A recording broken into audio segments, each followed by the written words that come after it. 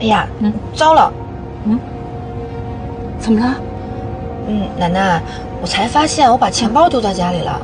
哎呦，吓了我一跳！为什么事儿呢？奶奶这有钱。那怎么行呢？今天说好的是我请奶奶吃饭，当然得我掏钱才行啊。你这孩子，好好好，听你的，回家去取去。哎，掉个头吧。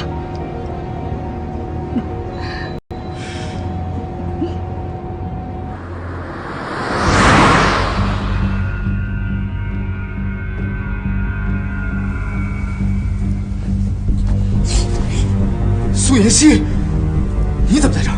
你想干什么？西城，我们都躺在一张床上了，还能干什么呀？你疯了吧你！你快出去！出去！西城，你别这样！苏妍希，疯了吧你！这样，你们这是干什么呢？赶紧把衣服穿起来！太过分了！